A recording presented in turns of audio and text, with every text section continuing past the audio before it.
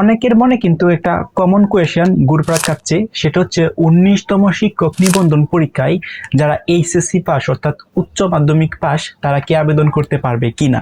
So এই কোয়েশ্চেনটা কিন্তু সবারই মনে মোটামুটি আছে, যারা হচ্ছে এইচএসসি পাস আছেন বা উচ্চ মাধ্যমিক পাস। হ্যাঁ, যারা হচ্ছে এইচএসসি পাস আছেন, আমি লেখার চেষ্টা করি এইচএসসি পাস, এইচএসসি পাস যারা আছেন তারা হচ্ছে 19তম শিক্ষক নিবন্ধন পরীক্ষায় আবেদন করতে পারবেন। এখন 19তম শিক্ষক নিবন্ধন পরীক্ষায় যেন আপনি দুদিন এসএসসি পাস থাকেন তাহলে যেন আপনারা আবেদন করতে পারবেন। এখন 19তম নিবন্ধন পরীক্ষায় কিন্তু 3টা পর্যায় আছে, একটা হচ্ছে কলেজ পর্যায়, একটা হচ্ছে স্কুল পর্যায়, একটা হচ্ছে মাদ্রাসা পর্যায়। বেসিক্যালি আপনি দুদিন এইচএসসি পাস করে আবেদন করেন তাহলে হচ্ছে আপনি কিন্তু মাদ্রাসার পর্যায়ে আবেদন করতে পারবেন। এবং এই মাদ্রাসা পর্যায়ে কিন্তু আরো কিছু ক্লাসিফিকেশন আছে বা শ্রেণী বিভাগ আছে।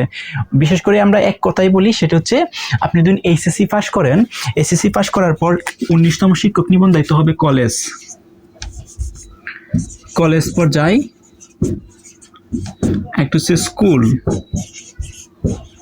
আর হচ্ছে মাদ্রাসা। এই 3টা পর্যায়ে তো আপনারা আবেদন করতে পারবেন।